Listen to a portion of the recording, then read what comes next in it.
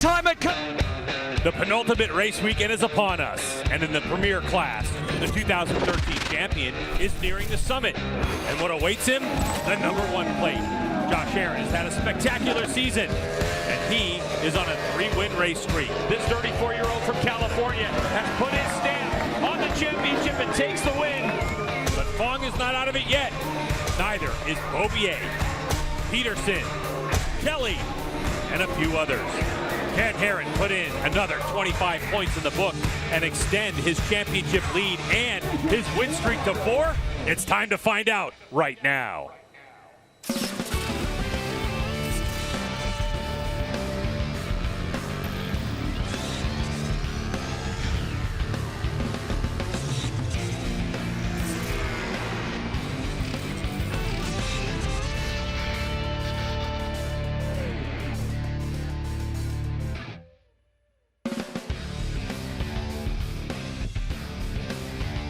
This is the MotoAmerica AMA FIM North American Road Race Championship. Our 8th round of 9 for 2024. It's MotoAmerica Superbikes at Texas from Circuit of the Americas in Austin, Texas, as we set the stage for Steel Commander Superbike race number 1 of 3 on the weekend. And the sun is shining and the temperature is up, as we expect the race action to do the same on Circuit of the Americas. Hello, everyone, and welcome to the broadcast, and welcome to the broadcast booth. I'm Greg White, standing alongside two-time national champ Jason Pridmore. So, Jason, here we are. We're getting close to the end of the season. There are 5 races that remain, 25 points on offer for each race. But Josh Herrin seems like he is in strong control of the championship. And 3 of those races are going to be at COTA in some of the most extreme conditions we've seen all year, 100 degrees plus out there for these riders today. So, yeah, for Josh Herrin, now he's kind of got into that spot, Greg, where he's done a lot of the hard work this year, and he's got a chance to do something here at COTA to wrap that up, but he doesn't need to take any unnecessary risks. He certainly doesn't. He just needs to score 74 points total in order to wrap this championship up. He could clinch this weekend, which would be unbelievable considering the season we have had up until the last couple of races. But Herrin has won enough races this season and done such an amazing job on his Ducati that he has put himself right in the position that he wants to be in. And speaking of the Ducati, Jason, tell us about what we're looking at right here. We're looking at a 30-year-old livery from back when Fast by Ferracci won the last Ducati championship. There's Geraldo Ferracci in a shoot that they did on Thursday. You can see the retro leathers that Josh has got going. I think it's a great look, and I'm excited to see him spinning laps today in that gear. What a tribute to Geraldo Ferracci and, of course, Troy Corser. And he's in that livery right now, Jay, and it's exciting to see what's going to happen in this race because Cameron Beaubier came out and shattered the track record. Yeah, and he's the guy right now that looks like he's got the pace, and he needs to win all 3 races, no question here. So we'll see how Cam is going to take that into consideration here as the day goes. Well, let's get to the 3rd member of our broadcast team, Hannah Lopa, who's on the grid right now. And Greg, the pressure is on in this championship charge, but for who more so is the question. Josh, are you feeling any added sense of pressure with the comfortable points lead that you have now? Hey, we just got to go out and ride like we've been riding all year. You know, that's what's been working. That's what I got to keep doing. So it's going to be a hot one today, but everybody's in the same boat. So just got to go out there and be calm. Mid-Ohio race 2 was, really good for me to understand how I can ride when I'm staying calm. So that's what I'm going to try to do today. I know Cam's got a lot of pressure on him to go out and just try to win every race, and I'm luckily put myself in a good position now where I can relax a little bit, try to stay calm behind him if I'm there at the end, go for it, and hope for the best. Sounds like Josh Herrin is not feeling the pressure, but the question is Cameron Beaubier? Cam set a new track lap record here this weekend, starting from the pole position. Cam, take us through your mindset. How are you feeling at the start of this race? Yeah, I'm feeling good. My bike's working good. Tyler's BMW is ripping around this place. Enjoying riding here for sure. Definitely not really thinking championship. We're pretty far out of it right now. Josh has done a great job this year, and he's in that position for a reason. And we've definitely had our dings. So just gonna go out, take it race by race, and see where that gets us. And. Cam sounds like a cool customer as well. It's hard to say who's feeling more of the pressure, guys. Yeah, definitely for Josh Herron. The one thing we do know about him is he knows how to wrap up and win championships. He does. That's right. And he's good at it. He's proven it with the championships he's had in years past. Here's Circuit of the Americas, 3.4 miles long, and ode to Kevin Schwantz and his number 34. We've got 11 left-handers, 9 right-handers, and there's a couple key spots in this track when we're looking at passing. Coming off the back straightaway in this heat, we're going to see who's got the grip to get the thing slowed down from top speed, but also through the S's into turn number 7. So Circuit of the Americas up and down. It's been repaved mostly, and it is a smooth racetrack that is creating some very fast lap times. But Jay, let's get a little bit more of an intimate look into this racetrack with our Insta 360 track lap. And I'm going to love this one, Greg, because that is Ben Spies on that Ducati, Greg. And this was fun to watch today. Great to see Ben suited back up. Talk to him a little bit about this as you see him go down through turn 1 into turn 2 here. And talk to him about this bike afterwards. He was in a good mood, let's just put it that way. He said that was so much fun. Ben's not got a chance to really ride a bunch over the last few years, so I think for us as fans and seeing Ben back on a bike was a lot of fun as he goes through the S's here, the beginning of the lap at COTA, and you can see this long right cuts back to this left, and it starts to go back uphill in this spot right here. It's going to go back uphill to the right again. And then as you come out of this turn, Greg, you're going to make a quick left. There's some curbing that you can actually go over there. Now this is behind, you see the big viewing tower that COTA's famous for. This is the turn 18, 19 area as he comes into the last 2 corners here at COTA. And he gets out of there and he'll be coming towards the start-finish line. And yeah, I literally got him right off the bike and he said, oh, that was a lot of fun, just getting a chance to do a couple laps and ride a cool bike. So neat to see Ben on a bike again. That was awesome to see. Ben Spies back on a motorcycle. This guy, Josh Herron, last time he started here, he won. Can he get it done again? We look forward to see how this is going to unfold. 4 minutes to the start.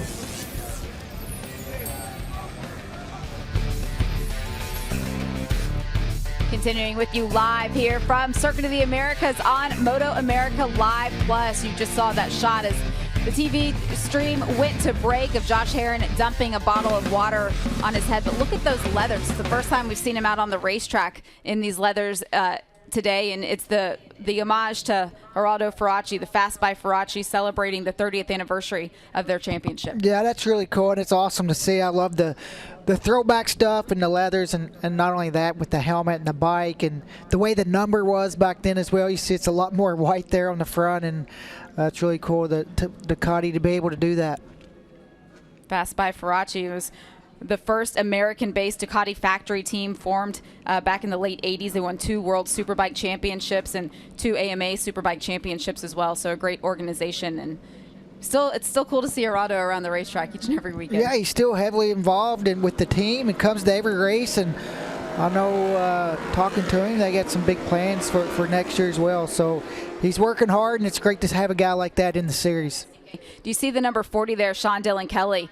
He will line up on the second row. He qualified 4th for the race. We saw some photos earlier in the weekend on this MotoAmerica coverage of Sean taking that bike to the Children's Hospital down in Hollywood, Florida. And the kids all had, it was the Joe DiMaggio Children's Hospital, the kids all had the Sharpies out and they were able to actually draw on the bike. And he's brought that body work out for the race today as well. Yeah, and that was really cool seeing that on social media for Sean to take time out of his day to go before a race weekend to go do that and put a smile on those kids' face and be able to draw on the bike and, you know, take their mind off of what's going on. And for Sean, he represents the sport really well.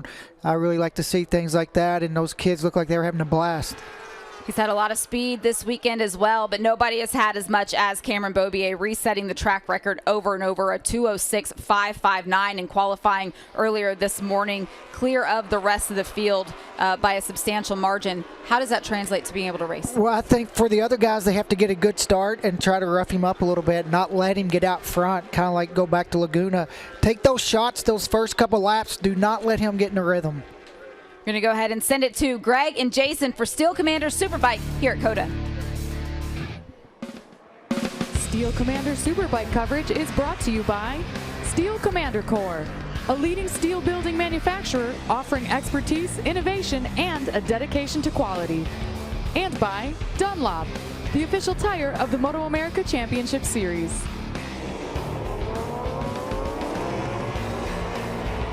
Starting grid for Steel Commander Superbike race number 1 of 3, and it's Beaubier, Herrin, and Baz on the front row. Yep, and then we're going to have Sean Dillon Kelly and Richie Escalante alongside Chavi Forrest filling in for Jake Gagne. Hope Jake's getting better. Brandon Posh, JD Beach, Bobby Fong, Ashton Yates, Cam Peterson 11th. He didn't really get to do any time in qualifying this morning, Greg. Benjamin Smith next to him. Then you have Hayden Gillen, DeLewis, Flinders, Ezra Beaubier, Nolan Lampkin, and Sierra. A little bit further back, Jason Waters, Arango, Bobby Davis, and Manu Segura. Manny Segura is going to round out the field. So, I mean, Greg, when you look at this again, it's that turn 1, isn't it? You just got to get all the riders up through that turn 1 safely. We're just getting word in our ear that Flinders is actually out. He had a big crash this morning in our King of the Baggers qualifying, and so I saw him take off on the warm-up lap. I did as well. So I'm hoping it's a mechanical maybe for him rather than his body being physically beat up. But wish him Max well. Obviously, hate seeing him not make the grid. That livery looks good, doesn't it? Oh yeah, that's Warhorse HSBK Racing Ducati running the Fast by Faraci throwback from 30 years ago when Troy Corser won the championship. And for Josh Herrin, he is ready to go. And of course, Alpine Stars are making those spectacular leathers. I mean, that thing looks just like what Corser ran. So there's a look at Bobby Fong, your 9th place qualifier, who's out there just to put this thing on the podium. He told me he's not really concerned about the championship. It's going to work itself out. But for Josh Herrin and Cameron Beaubier, we're going to see what turn 1 has to offer. Revs are up. We're gone. We're racing. And it looked like Josh Herrin got a really good launch as the number 2 is side by side with the number 6, and he's going to have position into turn number 1 as they try to tip it in. Beaubier's got nowhere to go, so Herrin's going to lead the way. And when he's out front like this, he can be dangerous as a rider down in the back. I don't know if it's Alex, if it's, I have to see who that is. Listen, Herrin said something that is so true. He's just got to continue to do what he's been doing. He's got to just try to go out and win these races. Puts himself at the front here. He's got 2 BMWs right behind him as STK has a look up under Cameron Beaubier. But for Herrin, especially in these early laps, I think creating space for himself at the front of this race to try to get away from as many challengers as he can. If Beaubier wins, he wins. For Herrin, it's just about running a good, solid, clean 12 laps and get out front early and stretch the field the best you can. So good on brand new tires is Josh Herrin, leading Beaubier. And now we're going to get a good look as to the speed difference between the Ducati and the BMWs.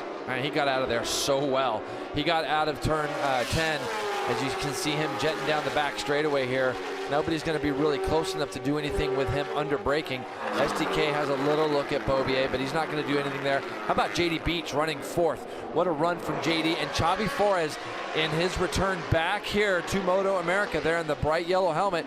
He's going to be 5th with Bobby Fong, 6th place just behind Baz. Did not get the start that he wanted. I saw Cam go wide there at the end of the back straightaway, Greg, as Cam Peterson ran straight, it looked like, at the end of the back straight. Yeah, Cam Beaubier still in 2nd place in the Tyler Cycles BMW.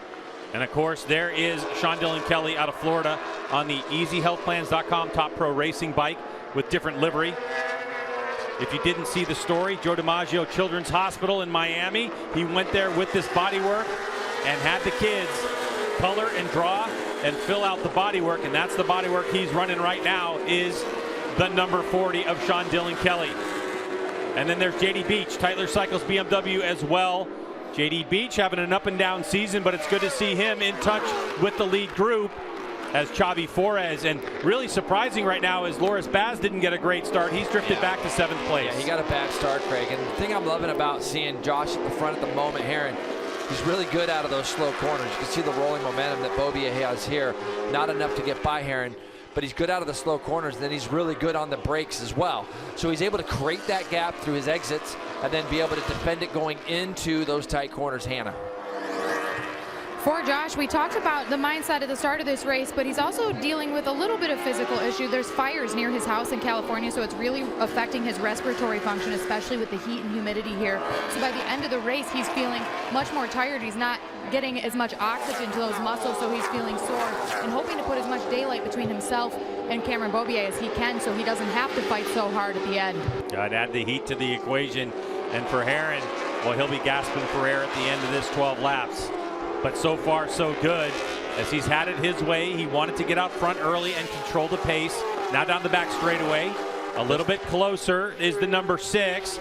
Draft and pass maneuver as Cameron Beaubier goes side by side. Herron not wanting to give it up, but he has to for the moment. So just like that, Cameron Beaubier takes over the number 1 spot. Herron in second, and the number 40, Sean Dillon Kelly, in third. For MotoAmerica fans, you can pick your favorite riders for a chance to win money, available on your favorite sportbooks like daily fantasy sites, DraftKings, Underdog Fantasy. Visit nxtbets.com/playma as Beaubier with a bit of a problem for exclusive sign-up bonuses for new players who receive cash. Available in legal states. Check nxtbets.com/playma to see where you can play in your state. Jason Pridmore, while I was talking, what's happened? Those slow corners again, Greg, and that is always a problem. So Beaubier's got some work to do again. Now he's got the same 2 guys in front, as you can see. Gets into that slow corner, loses the front ever so slightly. Oh, and then, wow, that's really strange. Yeah, it's almost, I'd have to have a look at it. So I was paying attention to him losing the front, but it I don't know if it kicked it out of gear or what it did there. So that was really strange. We'd love to see that again. So you see Josh Herron now takes back to the front. That's exactly what he's got to do. 209 flat was our first flying lap. So the number 2 goes 209 flat, as does Sean Dillon Kelly there in second. Beaubier with that small mistake is at a 209.9. So again, Beaubier's got work he's got to redo now to try to get by. But this is all good for Herron. This is what he likes to do. He likes to be out front, clear track. There was a time we didn't say that about Josh. 13 or 10 years ago when he won this championship, the big knock, and he used to talk about it to me occasionally, was everybody thinks I just want to follow, and now I want to go out and I want to learn how to lead. And he's done a great job of that over the last 5-6 years. We've seen him lead super sport races, superbike races, and this is where he's comfortable now. From the time that he started at 16 years old and now at 34 years old in professional racing, the maturation of Josh Herron has been incredible. And he is at the top of his game right now. And additionally, the Warhorse HSBK Racing Ducati rider, the team he has around him, he really puts a lot of emphasis on the family feel that his team has given him. The support that his team surrounds him with has allowed the number 2 to thrive in Steel Commander Superbike this season. They had a lot of confidence in him when they hired him. It was a big deal when he got on the Supersport V2, won that championship. And then they got him on the Superbike. And a lot of people were questioning if Herron still had the ability. Jason and I talked about it ad nauseum, that Herron was still on the top of his game, and he continues to get better and better as his career continues down this path. And I really think you said it best. This guy is used to winning championships and races. It's not just totally foreign to him. So the thing is that for Herron, he's going to be comfortable where he's at. And he's not going to put himself under any necessary risk. This guy's a veteran out there. So, he's got a good bike, good team, and he's doing his job at the front run now. 209.2 again, 209 flat, 208.7 from Beaubier. Wow. Further back, Escalante now challenging Bobby Fong for that 5th place spot. It looks like the 54 in his second race back from injury in Road Atlanta. This guy missed the whole season, Greg, essentially, and he's back for the final 2 rounds. At one point on Friday morning, Richie Escalante was actually leading the session. So he has come back to this race after racing at Mid-Ohio, feeling even better. 208.7, just a tick off the fastest lap record done here at Circuit of the Americas. But for the Vision Wheel M4 X-Star Suzuki rider, Richie Escalante on the comeback trail. And he was fast. He's been fast since they rolled this motorcycle off the trailer. And there's big smiles on the faces of the Vision Wheel M4 X-Star Suzuki team as Escalante still trying to find some podium pace, just 2 races back. But continuing to lead the pack is Josh Herron. Now coming onto the back straightaway. And man, Herron is able to twist the grip on that Ducati and launch himself down the back straightaway. And that gives him such an advantage. He's able to get such good drives out of that corner that no one's really able to draft and pass him. So good to be able to see his number 2. Yeah. I love that number plate. We can see that of big the throwback. Number 2. It's really racecraft though, Greg. It's how he gets into those turns. He's patient. He's patient in those slow corners. And for those riders out there that are always looking to try to get their lap times down, when you come to a track like COTA, that has very slow corners, you got to take them slow. And you can see here, Herrin does a nice job, and that's what allows him to have the drive and the exit speed that he has, and then it makes him very not susceptible to being passed on the brakes at the end of these straightaways. Hannah. SDK being at the front is certainly a factor in how things shake out right now, and I talked to him about that, if there was any alliance to either of these two riders. He said, of course not. I'm just trying to win this race and my first Superbike race win, but I think he's in a really good position to do so, because talking to both Josh Herrin and Cameron Beaubier, the mindset, like Jason kind of said, is you see how patient Josh is being in the corners. Cameron Beaubier as well, not riding really aggressively. He wants to be patient. But Sean's not going to make it easy on them, and he's going to fight them hard. He's willing to take more risk than these two. Yeah, but the problem with taking that extra risk isn't just the danger involved. It's what is Sean Dillon Kelly going to do to his Dunlop tires, Jay? As I look at it, in this race, of course, scheduled for 12 laps, Josh Herrin is able to ride the way he wants to ride, and I would imagine that part of that riding strategy for him, even though he is absolutely ripping still in the 209s, is tire conservation. Yeah, and you know, the thing is when you say that, it does alter how you ride when you're following a guy. And I also think that the two guys that are right directly behind Josh Herrin right now have very wise and good heads on them. They're not going to take any unnecessary risks. They all know what's at stake. For Sean Dillon Kelly, when he makes this pass, and if he does indeed get to make the pass on Josh Herrin, I'm hoping, you know, and I know it will be a good, clean, safe pass wherever it is. And these are the same three guys that we saw Ohio in exactly this position, isn't it? Essentially, STK led the majority of Mid-Ohio, but it's the same three guys again. Now, let's see, can he get a draft and get close enough to Herrin? It looks like he is this time. He might be close enough to make a move as they come down here, and it looks like he is, Greg. The 40 now going to the front. So there goes Sean Dillon Kelly. He's going to hold on to it, but Herrin's going to go right up the inside. A good job as to watching how Sean Dillon Kelly's line unfolded. And Jay, want to make a note that Richie Escalante's moved his way into fourth, and in Sector 2 sets the fastest Sector 2 split time. There's the Vision Wheel M4 X-Star Suzuki rider. He needs Escalante, these three, to start basically messing with themselves and possibly slowing them down, and that's going to give Escalante an opportunity to possibly get on the podium. Greg, look at the times. He was like a half second quicker than the leaders. The last time by was the 54 of Richie Escalante. So that team's going to be watching his progress very, very closely. So SDK has taken a shot, one good shot at Herrin already.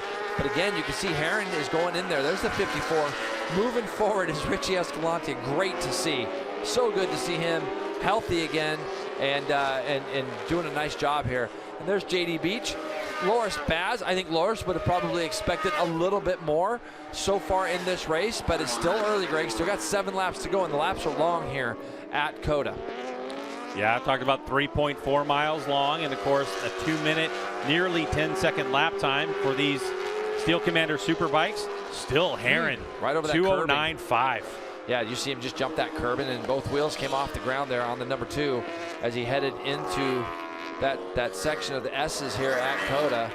And, you know, again, he's just really, really solid through all this. Gets a little bit off apex there. It's not going to cost him anything, though, because of the succession of the S's and how they come about.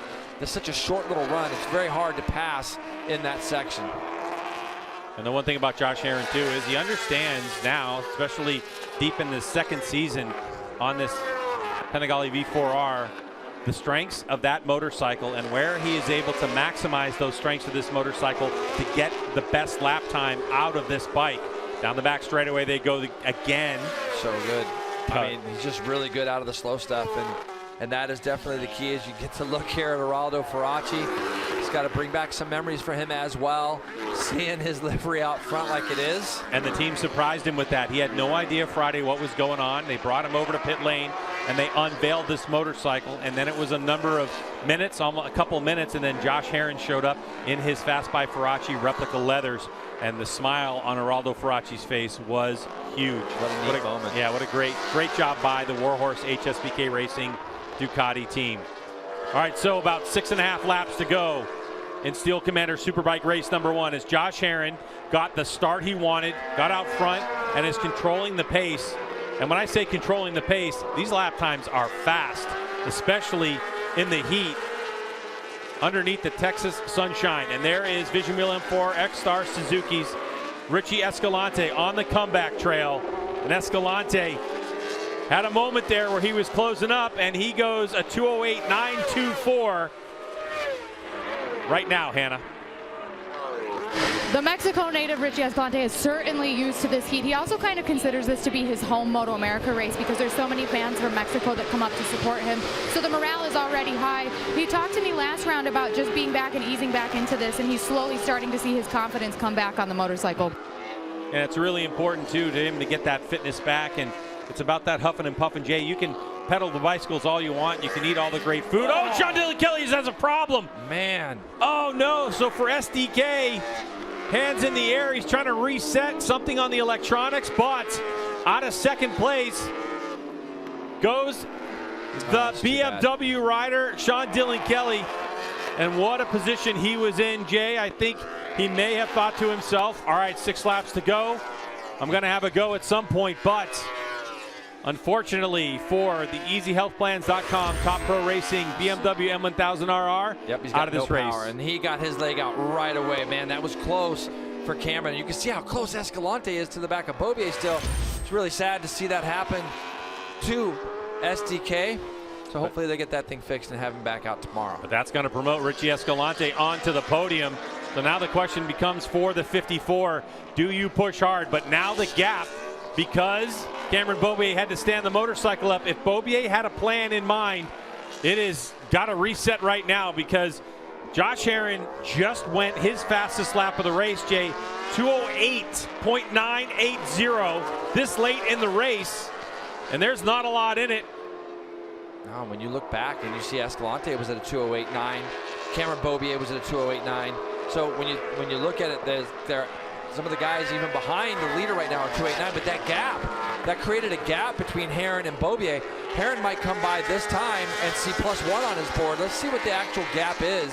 It might be only 0.7 or 8, but it almost looked like a full second. It is 1.6 seconds Herrin has now. That is going to give him so much confidence with 5 to go. And when he comes by and sees that, and he does the fastest lap of the race, doesn't he? 208.661 for Josh Herrin. So he is literally trying to go out there and just snatch this championship this weekend. Oh! Xavi Flores down up in the top of turn 1. Crashes out of 6th. The Spanish rider filling in for Jake Gagne, who's out for the rest of the season. Late in the race with 5 laps to go, a miscue into turn number 1 and puts his Yamaha on the deck. The Attack Performance Progressive Yamaha R1. Flores trying to get that thing started again. And Jason, speaking of again, this guy just set his personal best Sector 1 split as Herrin now trying to put the hammer down and just break the spirit of everyone behind him. Just go out and do what you've been doing all year. That's what he wanted to do, and you heard him say that in his interview with Hannah. And oh man! Whoa! Wow! What a save! A huge save from Herrin, and that will be a warning for him. And you can see Xavi. This is going to be exactly what happened to Xavi. He loses the front, but Herrin lost the front so big down in turn 10. He was very lucky to save this. You can see he catches a couple little bumps on the inside, and it just tugs the front. That's a big save, and that's going to be in the back of his brain for a couple of laps. Let's see how he rebounds from this as Cam Beaubier goes half a second quicker in that second split by running his personal and the race's fastest second split. Wow. I mean, we've talked about it with Herrin for his entire career. The bike control, the motorcycle control is unbelievable. Instinct, right? 100%. What a save. What talent. Wow.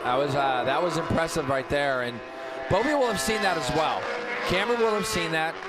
And there's no way that when you have as much at stake as Josh Herrin has, that's not going to just shake you for a second and get you thinking about it. And, for him, he'll be thinking about that when he gets down to turn 10 next lap, as we have a battle here now for 4th place.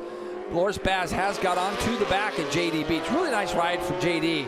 He has definitely had a year that I think he would admit that he struggled a little bit, but he's been a lot closer. 208.5, by the way, that last time by for Cam Beaubier in second spot. Yeah, with 4 laps to go, this battle for 4th place as JD Beach had a great start, was running with the group up front, and now ever so slightly has started to eke his way back into the clutches of Loris Baz. But out front, it's Josh Herrin and Cameron Beaubier, as Beaubier saw what Herrin saw, the big save, and now puts the fastest lap of the race in. But Herrin answers, Jay, in sector number 1 with the fastest sector split of a 36.2. And Cameron Beaubier answers with a 36.285. So Herrin, he doesn't even need his pit board telling him how close. He knew he lost a couple tenths of a second with that big save. Yeah, and Herrin continues to impress. I mean, you're talking about the heat, the brand new asphalt. You're talking about these Dunlop tires punishing it, and Herrin has just done the business. He controlled the pace of the race, and now he continues to bring that pace down. He's on an even quicker lap, and when you look at the two at the front, I had a quick look from Dunlop had sent us. Right now, Beaubier is on the R5 front, and Josh Herrin has gone R7 front. So they're both on the R7 rear, but Herrin's got a little bit harder front tire on for him.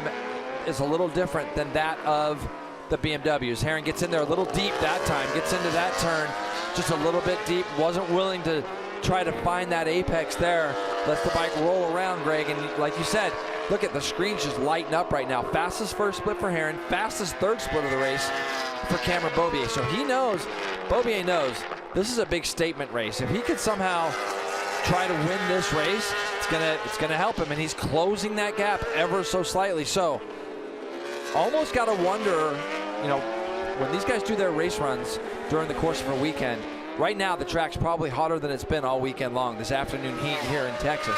That's probably why Herrin chose that R7 harder front tire. But is he just lacking a little bit of the grip that he's looking for? See how tentative he looked just there, just getting that bike tipped in? Is because he's probably had more warnings than the one that we saw. Cameron Beaubier, fastest lap of the race again, a 2:08.498. That's a Tyler Cycle BMW rider, number 6 in second place. Herrin answers with a 2:08.725. So Beaubier able to get 3/10 back. But now Josh Herrin is assessing, okay, where is the grip? What do I have available, and where can I use it with my Ducati? As continuing the charge is Cameron Beaubier. And Jason talked about the tire choice. When we look at the tires available from Dunlop, the lower the number, the softer the compound. So if he's talking about R5 to R7, R7 is a harder compound. And it's not tire to tire. It just depends on rider preference, on feel, and bike setup. Now Beaubier is right back on the tail section of Herrin, who takes a tear off. So he takes a tear off. If you're new to racing, that's just a little kind of a film that you have that you can tear off if you have maybe a bug hit him in the visor, and he can get some clear vision off the back straightaway they go. And it looks like Herrin already started to take some tight lines. Yeah, it was really tight in there, like almost defending. The thing for Josh Herrin right now is if Beaubier does go through, if he does get past, he's going to see a huge plus sign on his board, because they've opened up almost 5 seconds now on Richie Escalante. So he's going to have no threat from behind. And I know, as bad as he probably would love to wrap the championship up here, he would take, you know, let's say a 45-point lead or whatever going into Jersey tomorrow. He would be happy enough with that. But he is still pushing hard, and he is not going to give up this lead or this race win if he doesn't need to. He's going to want to try to win this race, but he is getting defensive going into some of these tight turns already. And for Cameron Beaubier, he's slowly and methodically chipped his way back into this race, as earlier in the race, Sean Dillon Kelly right in front of Cameron Beaubier, his motorcycle quit, and Beaubier had to take evasive action up into turn number 1. You can see Beaubier taking a look down at his dashboard and assessing his situation as his Tyler Cycle crew looks on. Now we have a race. It's less than 2 laps to go here at Circuit of the Americas. Steel Commander Superbike race number 1 of 3 this weekend, as we look at Josh Herrin and Cameron Beaubier getting after it. Your championship points leader Herrin and Cameron Beaubier. You saw the live points if it ended now, but it would be a swing for Beaubier as he looks like he's going to have a run at him. He had a look. He's definitely sizing it up, doesn't he? You can tell. He's having a little test run there through the S's to see if that will be something that he can line up even on the last lap. We will have one to go, as he has a good run down on Herrin coming down into turn 10. He's going to make this pass. Oh, can he get it slowed down and turned? He can't. He does. I mean, he gets it done, but then Herrin squeaks up the inside. They were nearly side by side. So now the question is the draft for Cameron Beaubier. He's going to pull out of the draft, get some clean air. Now the braking duel down the back straightaway. Beaubier goes to the spot. He has a quick look over his shoulder to see where Herrin is. Herrin trying to square it up, hoping Beaubier's going to go wide and get a drive. It didn't pay off this time. Now the question is, how much is the number 2 going to risk in his bid for the championship? He told Hannah he doesn't care. He's just going for what he normally does. And we know that Herrin loves to win races, but we've seen a lot more movement coming out of his motorcycle in the last couple of laps than we've seen at the beginning of the race. If he feels he can take a shot, he will, and I think it would happen probably at the end of that back straightaway. Being able to follow Cameron right now through all this section and see that he's not getting away is going to give Herrin a big boost. As you can see, he gets a nice run out of that turn 18 into 19, and then coming down into this final turn into turn 20. So for Herrin, you know, he's not letting Cam get away. If he can get off that turn 10, he might be able to draft that BMW. So we'll have a look at 2:09.5 and 2:10 flat are the lap times. Herrin's board probably told him he's got a 5-second lead over whoever is in third at this point. Into turn number 1 they go. A corner that's seen a couple of riders go down, so they're clean on this final lap of Steel Commander Superbike race number 1. And now Beaubier trying to put the hammer down. Josh Herrin, up and over the curb again. He's been doing that consistently over and over, though, so it's not going to be anything new for him. Beaubier's opened up just enough of a gap right now where it's going to be very difficult. Josh is going to have to take some unnecessary risks to get to the back of him before the end of that, before they get onto that back straightaway. You can see Beaubier's now probably got 3/4 half a second on Herrin. So Herrin's doing the smart thing here. He's ran a perfect race, Greg. I mean, he's been able to separate the field. He's fought back when he has to. But yeah, Beaubier now has that gap that he needed over Herrin as they go down into turn 10 here for the final lap. This is where Josh Herrin has been shining all weekend long, but Beaubier gets through. Onto the back straightaway, up the hill they go, and that Tytler Cycles BMW looking good for Josh Herrin. What a performance he's put on. But Beaubier, how about fastest Sector 1 split, fastest Sector 2 split of the race. And Beaubier going a little bit wide off the back straightaway, has a look over his shoulder to see how close Herrin is. That mistake isn't going to hurt him too bad on this final lap. But Beaubier, it looked like he might have done a 2:07 on this lap, Jason, had this continued as the fuel load drops and the punishment on the Dunlop tires. A tip of the cap to Dunlop and the job they've been able to do. These motorcycles, this pace has been so fast as Cameron Beaubier now in the last sector of Circuit of the Americas. Yeah, and he's going to bring this home, and it's going to be a big boost for him. And as he gets into these last 2 turns, he's going to trim that points down just a little bit. Keep in mind, Bobby Fong still 6th place. He's going to get some decent points out of this, but he's a little bit off the pace compared to these front runners this weekend. Here comes Cameron Beaubier. Wheel in the air, comes across the line and takes the win.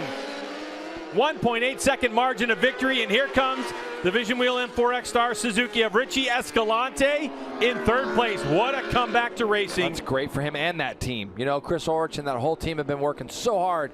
So for them to come here to Circuit of the Americas and get that podium, and Baz was able to get by JD Beach, as you see there. So the second of the Warhorse Ducatis gets into 4th. Bobby Fong, incidentally, did end up 6th. Reggie's come across. Brandon Posh should end up 7th, and he does. Ashton Yates, Danilo Lewis, and Benjamin Smith will round out your top 10. Well, you can see there the 2:09.5 lap on lap number 10 as Beaubier had a good run. But Jay, I just look at this race and I think, while Herrin was sitting there in the 2:09s and then with a couple laps to go, just wicked the pace up. It was an impressive ride for him. That's going to net him 2nd. But when we get back, we're going to talk to Cameron Beaubier and find out how that race went for him.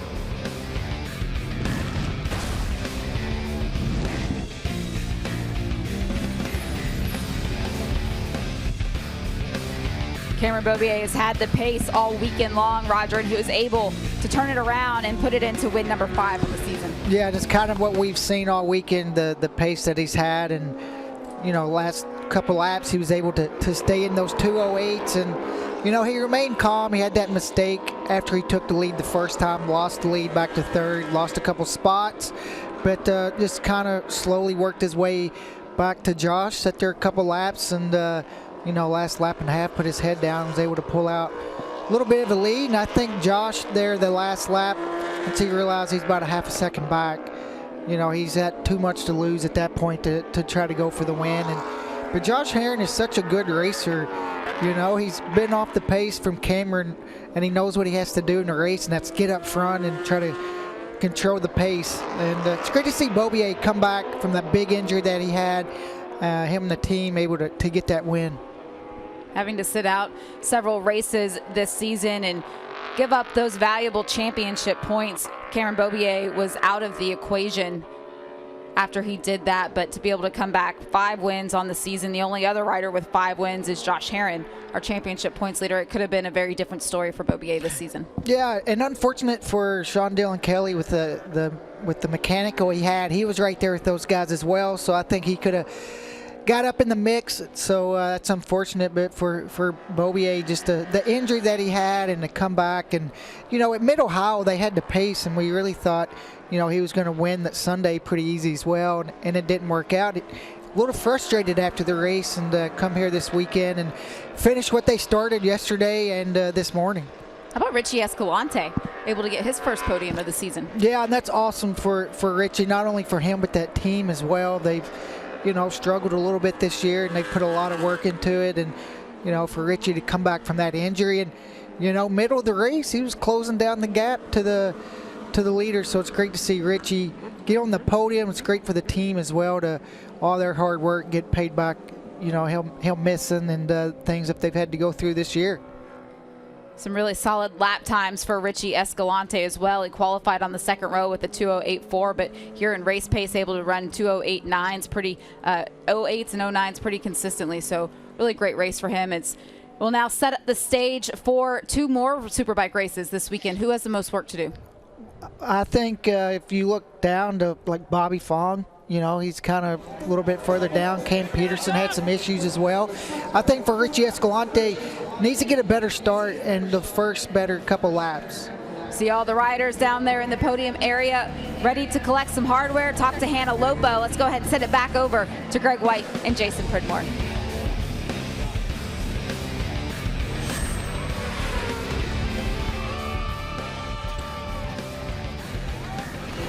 Cameron Beaubier coming in, celebrating with his Eitler Cycles team here at Steel Commander Superbike race number 1 at Circuit of the Americas in Austin, Texas. A 1.8-second margin of victory. Let's take a look at those results. You can see Beaubier with the big W.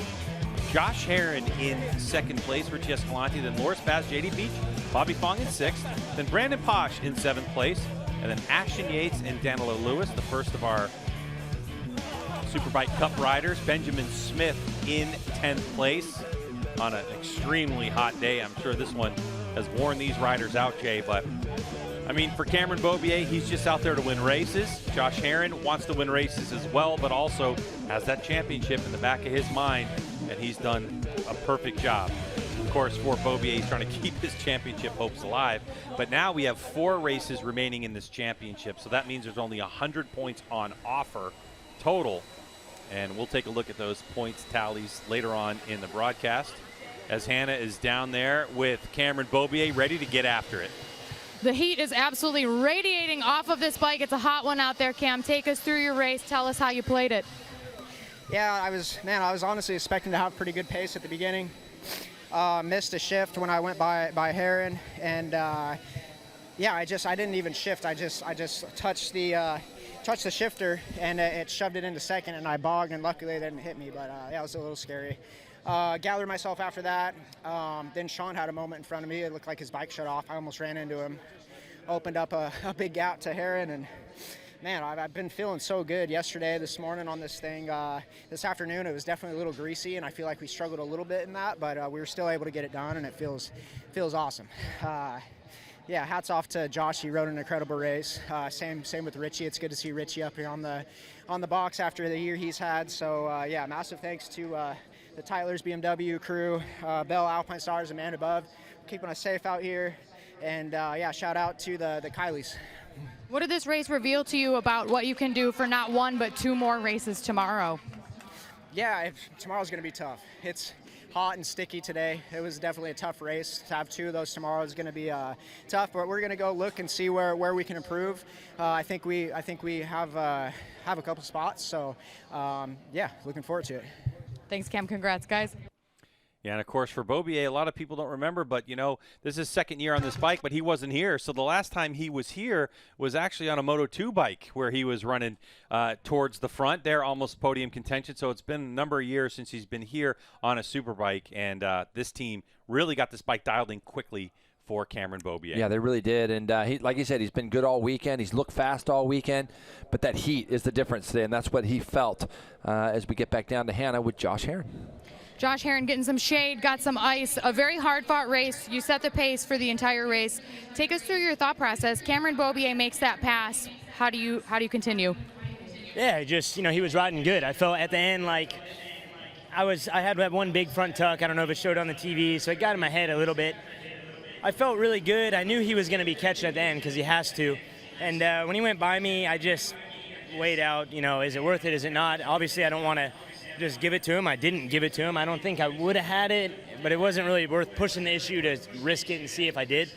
I'm really happy with the job that my team's done this weekend. The whole team's just working super hard. The bike was running great.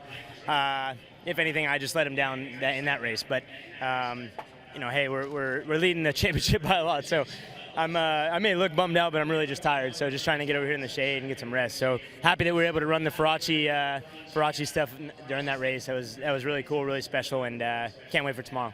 Rest is certainly important ahead of 2 races tomorrow, guys. Yeah, and I can't wait for Josh Herrin to see that front end tuck that we saw, because I think even he's gonna see that was quite the save. I don't care who you are. When you're in Josh Herrin's position right now, there's no way that front end tuck doesn't get in your head a little bit. And you think of all the hard work you've done all year to bring this championship to your team. He did the smart thing today, Hannah. 3rd place for Richie Escalante, made his return after being out injured and back on the box. Richie, how good does this one feel? Yes, you know, I'm super happy to finish on the podium, especially this season. I'm not expecting to finish on the podium. Yeah, and I know I love this track. I know my bike working really well. My team, my crew especially, working really hard these days. I'm at home, so the bike is a little bit better now. And the race, honestly, I forgot to press the button, the launch control, so one of my bad starts, always bad start, but today more. And I'm really happy to recover by every lap a couple riders. And then when I don't know what happened with SDK, but I take this P3, this podium, thanks to Vision William for Star Suzuki, thanks to my personal sponsor, Mission Foods, everybody at home, my family, especially my father, my brother, my mom, my girlfriend, and yeah, thank you very much, and congrats to Cam and Josh Herrin. Richie Escalante rounding out your Steel Commander Core Superbike podium, guys. What a ride, and really something to build on, and that's really what they're looking for. As you mentioned, he missed most of the season, and he's still one of the brightest young talents we have in the series. Our coverage from Circuit of the Americas Steel Commander Superbike Race 1 will continue when we return to Texas.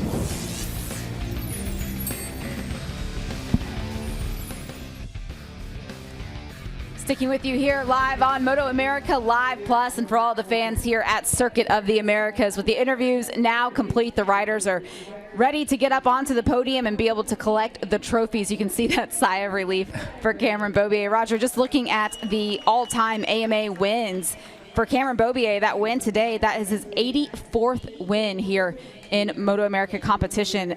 The record is Josh Hayes with 88. There are 4 races remaining in the 2024 season. I'm not going to give it to him yet, but he is getting close. He's getting close, and you know, with the pace that he's had the last couple of races, it's definitely an opportunity. That second race tomorrow, the track will be a little bit cooler, and I think his bike will.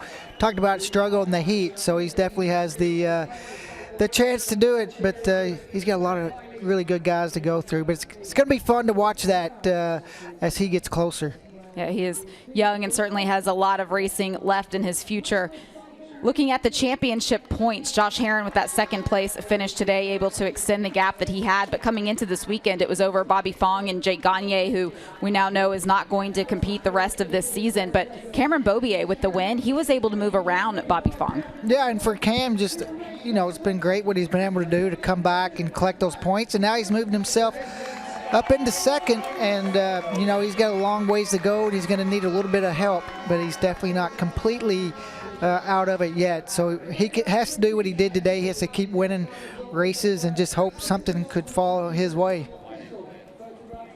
Pretty cool to see one champion handing the trophies over to other champions as well. And Richie Escalante said it. He wasn't expecting to be able to get a podium, but he knew that his bike was good. He knew that he felt good. He knows this racetrack, loves this racetrack. It's great to see him being able to get some good results here in the end of the season. Yeah, it's great to see that. And this is a track Richie podium last year. The Suzuki's really good here. And able to come back from that injury, probably, like he said, didn't expect it because that was a big injury, and come back and not only the injury, but the training that you miss while you're hurt. You come to a track that's physical, that's really hot. It was tough today, but he rode an incredible race. And as he said, just a little bit better start, first couple laps. You know, he missed the launch control button, and you have to think that's because he's been out for a while. He hasn't did a lot of starts. And for him tomorrow, just better first couple laps. It's a great way to start off a triple header weekend for all three of these riders. But you go through the field, Loris Baz, another top 5 result for him. He was quick in qualifying. He'll start back on the front row tomorrow. He qualified 3rd for the racing. Do you think he needs to push it a little bit more? Can he move himself up further? Yeah, I think he can. Just he had a really bad, I'm not sure what happened in the start, if he got pinched off up in turn 1, but he was right around 10th that first lap from the front row, so not a good first lap.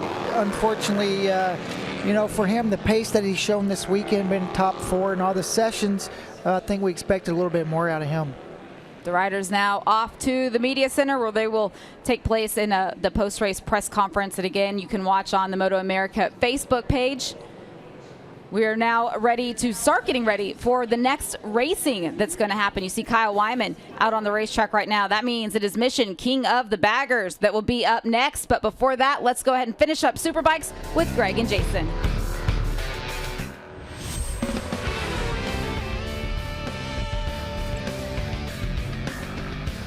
Celebrations begin, and there's Paralympic gold medalist in archery from Paris, and Army that Jason Tabansky handing out some trophies.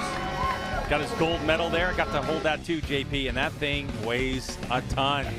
Pretty cool for sure. As you see the highlights here, Josh Herron got the jump just like he's been doing all year on the boys in the front. Beaubier 2nd, Sean Dillon Kelly 3rd. Off the start with JD Beach just behind. Herron was doing a phenomenal job on new tires early, getting off those slow corners and thwarting off the efforts of everybody behind him until Beaubier makes this pass, Greg. But then he takes a small mistake coming out of this turn here, out of turn 16. He'd fall back to 3rd. STK then took up the chase. He went past Herron only to have Herron turn back up underneath him. And it was just a lap or so later that we saw STK have this failure here. And you heard Beaubier say, I almost ran him back to him. And at that point, Escalante was close. Hopefully we get STK back tomorrow and competing up front again as usual. Battle for 4th was heating up back there between JD Beach and Loris Baz. But the guy at the front, Herron, had this huge scare in turn 10. You heard him say in his post-race interview, Greg, that it kind of messed with his brain a little bit, and then why wouldn't it? But Herron would go on and finish 2nd from a tremendous win today from Cam Beaubier. And I don't think there's going to be anybody unhappy to see Richie Escalante put that bike in 3rd for his first podium of the season after what he's been through. So Beaubier with a big win, Herron with a big save, and that is podium celebration as our coverage continues to roll on from Austin, Texas in a moment.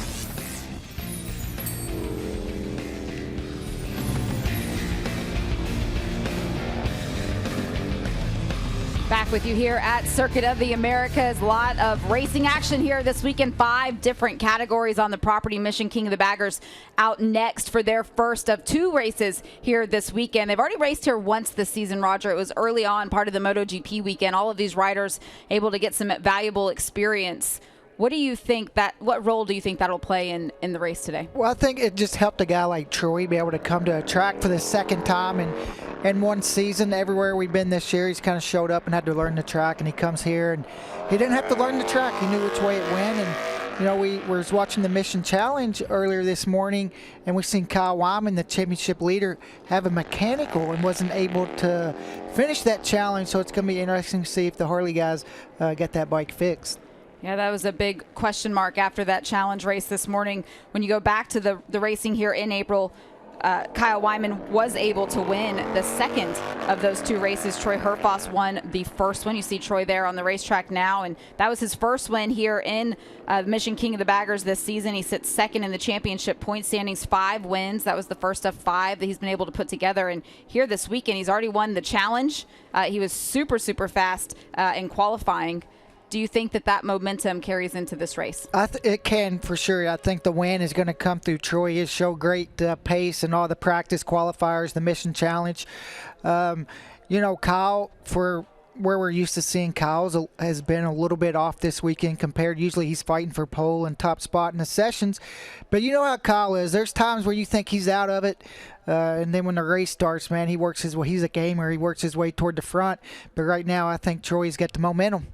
Kyle Wyman, he has 6 wins, 11 podiums. Troy said it in our preview show on Friday that all season they've been playing a chess game. It's time now for the gloves to come off. There are only 4 races remaining in the 2024 season, and between the 2 of these riders, somebody's going to have to show their hand. And for Troy, I think this weekend he's done that. Yeah, and I think for Troy also, he has to win. You know, he's on the back foot right now. He has to win races. He cannot settle for second if Kyle wins, or it's going to get too far out of reach. So he needs to make up as many points as possible so if he can win. And he better hope his teammate, maybe Tyler O'Hara, able to get up there in between him and Kyle and make a big points game.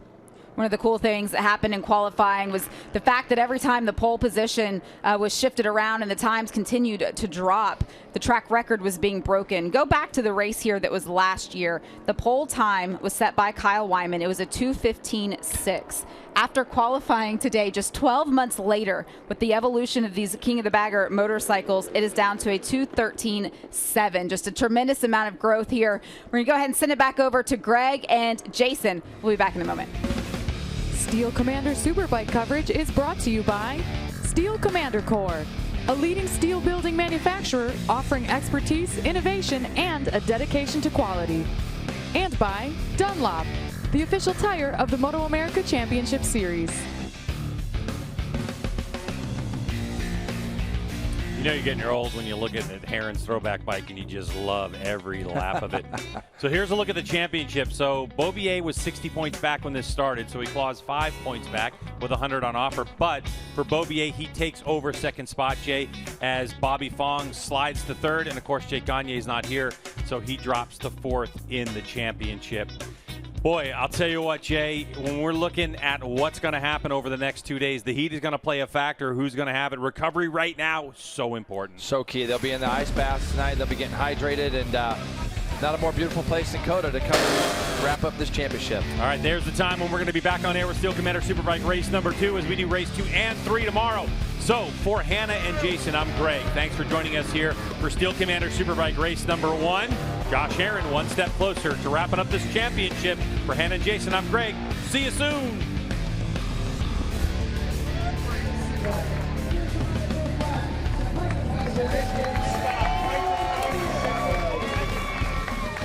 Thanks for being with us on MotoAmerica Live Plus. The sun is still shining and the grid is now assembled for Mission King of the Baggers. We've already seen the challenge race earlier on today, the $5,000 dash for cash. That was won by Troy Herfoss. He's going to start from pole position.